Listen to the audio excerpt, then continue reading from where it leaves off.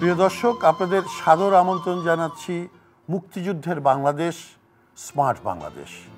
আমরা 2041 সালে কিভাবে বাংলাদেশ স্মার্ট বাংলাদেশে রূপান্তরিত হবে সেই বিষয়গুলো সামনে নিয়ে আসব এই অনুষ্ঠানের মধ্য দিয়ে। আমাদের দেশ স্বাধীন হওয়ার পরে রক্তাক্ত মুক্তিযুদ্ধের মধ্য দিয়ে বঙ্গবন্ধু জাতীয় সংসদে বসে প্রথম যে সংবিধানটি রচনা করেছিলেন সেখানে 4টি স্তম্ভ ছিল। সে স্তম্ভ ছিল আমাদের গণতন্ত্র, ধর্মনিরপেক্ষতা, সমাজতন্ত্র এবং জাতীয়তাবাদ। আর তারই কন্যা মাননীয় প্রধানমন্ত্রী শেখ হাসিনা স্মার্ট বাংলাদেশের 4টি স্তম্ভ তিনি সামনে নিয়ে এসছেন। তা হচ্ছে স্মার্ট নাগরিক, স্মার্ট অর্থনীতি, স্মার্ট সরকার ও স্মার্ট সমাজ ব্যবস্থা। আমরা এ সকল বিষয়ে আলাপ করব এবং আমরা দেখব যে আমাদের নতুন প্রজন্ম কিভাবে এই স্মার্ট বাংলাদেশের ধারণাটি সামনে নিয়ে তাদের কন্ট্রিবিউশনের মাধ্যমে তারা নিজেদেরকে নিয়োজিত করে এই লক্ষ্যে সমাজ এবং রাষ্ট্রটিকে। মুক্তিযুদ্ধের বাংলাদেশ, স্মার্ট বাংলাদেশ অনুষ্ঠানে আপনাদের সবাইকে সাদর আমন্ত্রণ। প্রিয় দর্শক, আমরা আজকে আমন্ত্রণ জানিয়ে এনেছি আমাদের অনুষ্ঠানে সেরকম একজন তরুণকে, যিনি বাংলাদেশের একজন নারীদেরকে প্রতিনিধিত্ব করেন পরিষ্কারভাবে। তবে আমি শুধু বলবো না যে তিনি নারী উদ্যোক্তা, তিনি হচ্ছেন একজন সফল উদ্যোক্তা বাংলাদেশের, নারী পুরুষ নির্বিশেষে। তিনি হচ্ছেন নাহিদ আক্তার। আপনি অনেক কাজ করছেন, আপনি টপ রেটেড একজন, টপ রেটেড প্লাস বলছেন, হ্যাঁ, আপওয়ার্কে আছেন, অর্থাৎ আপনি 1% ফ্রিল্যান্সারের মধ্যে পড়ে যান, তাই তো? তো তার মানে আপনার স্কিল একেবারেই বাংলাদেশের স্ট্যান্ডার্ডে অনেক ওপরে। আপনি, হ্যাঁ, ভালো লাগছে পড়ে। আপনি মাইক্রোসফট এবং 3M এর সাথে ফরচুন 500 কোম্পানি সহ নানা জায়গায় কাজও করেছেন।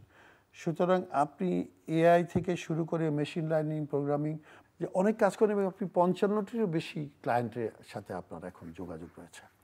এই যে আপনি কর্মব্যস্ত সময় কাটান এবং এই যে সফল হলেন, এটা কি আপনি ছাত্র অবস্থায় ভেবেছিলেন যে আপনি এরকম একটা জীবন যাপন করবেন এক সময় এসে? না, ছাত্র অবস্থায় চিন্তা করিনি। আমার ছাত্র অবস্থায়, হ্যাঁ, আমার ইচ্ছা ছিল মানে সায়েন্সের দিকে যাওয়ার, কম্পিউটারের দিকে যাওয়ার প্রথম থেকে ইচ্ছা ছিল। বাট হ্যাঁ, মানে উদ্যোক্তা হব এটা কোনোদিন চিন্তা করিনি। আমাদের ফ্যামিলি থেকে আসলে কেউ মানে বিজনেসের দিকে মানে সেরকম কিছু করতে পারেনি। সো আমার মায়েরও সবসময় একটা টেনশন, এখনও কাজ করে যে বিজনেস করছো, মানে রিস্কি না? এটা একটা মানে ভয় থাকে। বাট এটাই, আমি কোনদিন আসলে চিন্তা করিনি যে বিজনেসের দিকে যাব। আপনি পড়াশোনা করেছেন কম্পিউটার সায়েন্সে, দেশে না বিদেশে? দেশের বাইরে। দেশের বাইরে কোথায় করেছেন? দুবাইতে। আমি বড় হয়েছি দুবাইতে, ওখানে পড়াশোনা করেছি, বিএসসি করেছি কম্পিউটার সায়েন্সে ওখানে। তারপর এখানে এসে ব্র্যাক ইউনিভার্সিটি থেকে মাস্টার্স করলাম।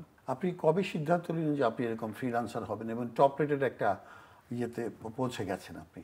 আমি আসলে একটু লেট সিদ্ধান্ত নিয়েছি, আমি একটু লেট স্টার্টার বলতে পারেন। আমি আগে টিচার ছিলাম, প্রায় 10 বছর আমি টিচিং করছি বিভিন্ন জায়গায়, বিভিন্ন স্কলাস্টিকাতে ছিলাম, আরও কিছু স্কুলে ছিলাম। দুবাইতেও আমি কিছু স্কুলে কাজ করেছি, শিক্ষকতা করেছেন। জি। বাট প্রপার ক্যারিয়ার, যে ফ্রিল্যান্স ক্যারিয়ারটা আমি স্টার্ট করেছি, আপনি বিশ্বাস করবেন না, 36 ইয়ার্সে। আমার বয়স অনেক। আপনি তরুণ বলছিলেন, তখন আমার একটু তরুণ, আন্ডার 50 হলে তো তাহলে তরুণ, রাইট? হ্যাঁ, আই অলসো ফিল তরুণ।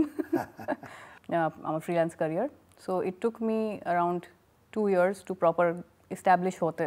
এরকম 2 বছরের মতো সময় লেগেছে আমার। এই কি ধরনের কাজ পেলে আপনি? সার্ভিসটা কি ধরনের আপনার? আমি নিজে যে সার্ভিসটা দিই সেটা হচ্ছে আমি অনলাইন কোর্স তৈরি করি প্রোগ্রামিংয়ের উপরে, specially machine learning, data science, তারপরে আর্টিফিশিয়াল ইন্টেলিজেন্স, এগুলোর উপরে বিভিন্ন কোর্স তৈরি করি আমি। কোর্সের কন্টেন্ট তৈরি করি, বাইরের ক্লায়েন্টের জন্যও করি, আবার নিজেও মানে কিছু কন্টেন্ট তৈরি করি নিজের জন্য। যেহেতু মানে আমার সায়েন্স, কম্পিউটার সায়েন্সের দিকেই আমার মানে পড়াশোনা হয়েছে, এই জন্য আমি শুরু করেছিলাম বেসিক্যালি কিন্তু কন্টেন্ট রাইটিং থেকে, লেখালেখি করা দিয়ে শুরু করেছি। তারপর আমার কাছে মনে হলো যে কন্টেন্ট রাইটিং আর কম্পিউটার সায়েন্সকে একসাথে কম্বাইন করে, মানে যেহেতু আমি প্রোগ্রামিং পারি, প্রোগ্রামিংয়ের উপরে কন্টেন্ট লেখা শুরু করি।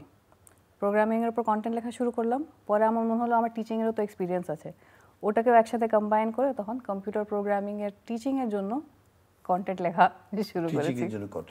এবং সেটা কি আপনি ইউটিউবের মাধ্যমে দিতেন? আমি স্ক্রিপ্টটা লিখতাম, আরেকজন তৈরি করতো এইগুলো, ভিডিওগুলো। আবার অনেকবার নিজেও আমি মানে ইউটিউব ভিডিওস, মানে ফেস ছাড়া যে ইউটিউব ভিডিওস ওরকম আমি বানিয়েছি ট্রেনিংয়ের জন্য।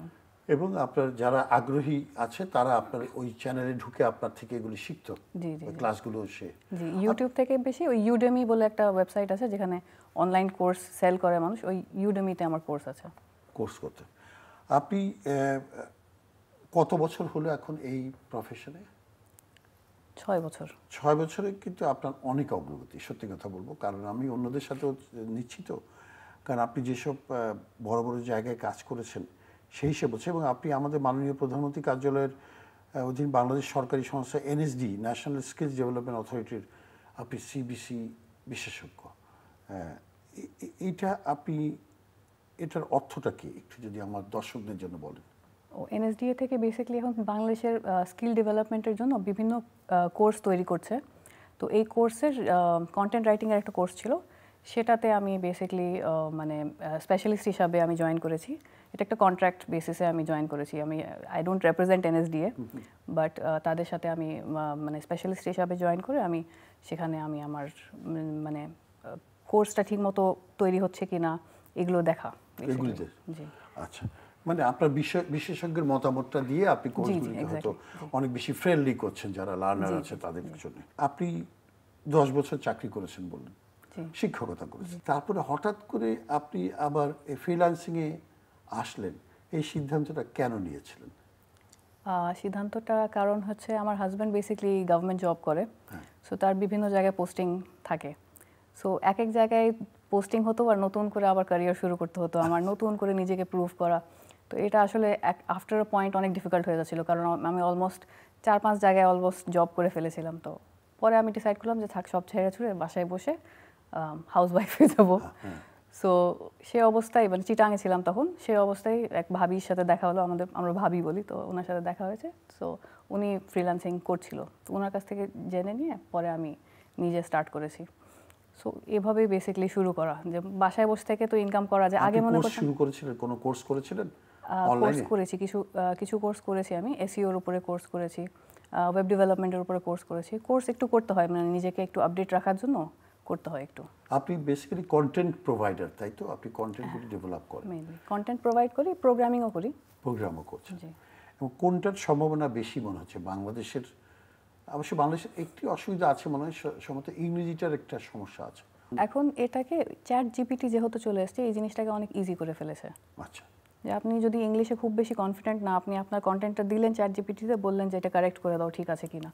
তো এখন অনেক ইজি হয়ে গেছে এই জিনিসটা। ইজি হয়েছে। নন ইংলিশ স্পিকাররাও, মানে যারা খুব বেশি মানে মানে হয়তো মানে কিছুটা মানে ভালো পারে কিন্তু কনফিডেন্ট না, তাদের জন্য এখন এই জিনিসটা অনেক ইজি হয়ে গেছে।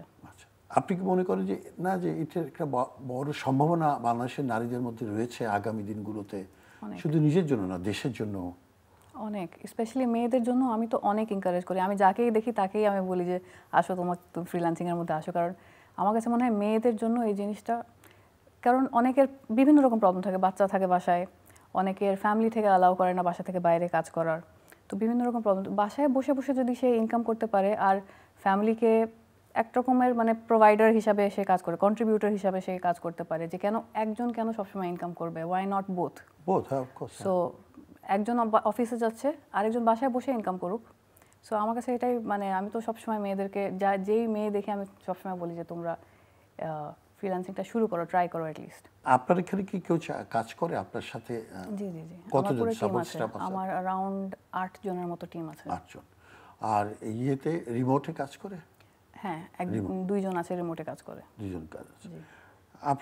আপনি কিছু মনে না করলে, আপনার প্রথম যে কাজটা করলেন 6 বছর আগে সিদ্ধান্ত নিয়ে, তখন আপনি প্রথম কত ডলারের অর্ডার পেয়েছিলেন? ধরে কথার কথা বলছি, হয় না জীবনের শুরু একটা, জি বিশেষ করে এটা $5 একটা।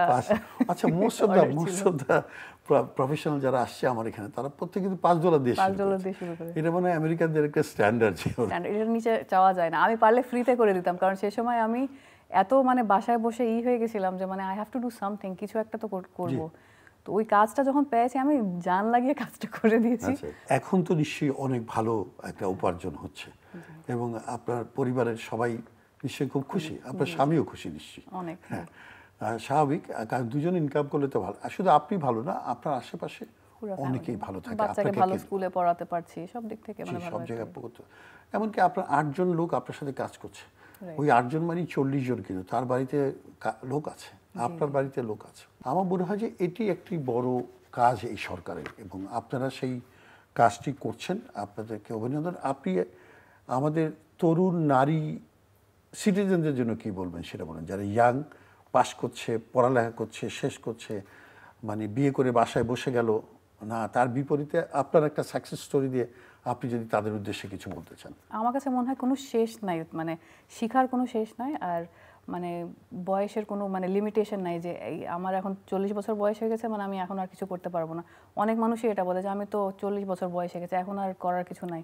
না, সব সময় কিন্তু একটা পসিবিলিটি আছে স্টার্ট করার। আর ইয়াং মেয়েদেরকে আমি যেটা বলবো, বাংলাদেশে শুধু না, ওয়ার্ল্ড ওয়াইড এই প্রবলেমটা হচ্ছে যে স্পেশালি মেয়েরা টেক সাইডে, স্টেম যেটাকে বলে, এই সাইডে খুব কম মেয়েরা জয়েন করছে। অনেক মেয়েরা দেখা যাচ্ছে যে সায়েন্সে পড়াশোনা করলো, কিন্তু লাস্টের দিকে দেখা যাচ্ছে যে মানে সায়েন্সের কোনো ফিল্ডে গেল না। কম্পিউটার সায়েন্সে তো খুবই কম মেয়েরা গেছে। কিন্তু আমার কাছে মনে হয় এই সাহসটা নিয়ে মেয়েদেরও আগানোর দরকার আছে। এগুলো দরকার। রাইট। ধন্যবাদ নাহিদ আক্তার আপনাকে, আপনি আরও সফল হন। প্রিয় দর্শক, আপনারা শুনলেন একজন আমাদের উদ্যোক্তা, যিনি একজন টপ রেটেড প্লাস, আপওয়ার্কে তিনি এক্সপার্ট ভেটেড ফ্রিল্যান্সার, যার অর্থ হচ্ছে তিনি 1% ফ্রিল্যান্সারের মধ্যে তার অবস্থান, এবং তিনি ফরচুন 500 কোম্পানি সহ একাধিক কোম্পানির সাথে কাজ করছেন। তার সাফল্য নিশ্চয়ই আমাদেরকে উদ্দীপ্ত করবে, বিশেষ করে আমাদের নারী যে সমাজটা রয়েছে, যারা পড়ালেখা করে বাসায় বসে থাকে, হয়তো বিয়ে করে মনে হয় যে কিছুই করব না, না, কাজ করুন, সবাই মিলে কাজ করলে নিশ্চয়ই বাংলাদেশটা ঘুরে দাঁড়াবে, এবং ঘুরে দাঁড়িয়েছ। এখন শুধু আপনার শিখরে স্পর্শ করা আমাদের বাকি। সেই পথে আমরা সবাই চলছি, এবং নাহিদ আক্তারদের মতো মানুষেরা সেই পথে আমাদেরকে নেতৃত্ব দিচ্ছে। তাদেরকে অভিনন্দন, এবং নাহিদ আক্তারকে শুভেচ্ছা জানিয়ে আমাদের চ্যানেলের পক্ষ থেকে আমরা একটি ছোট্ট উপহার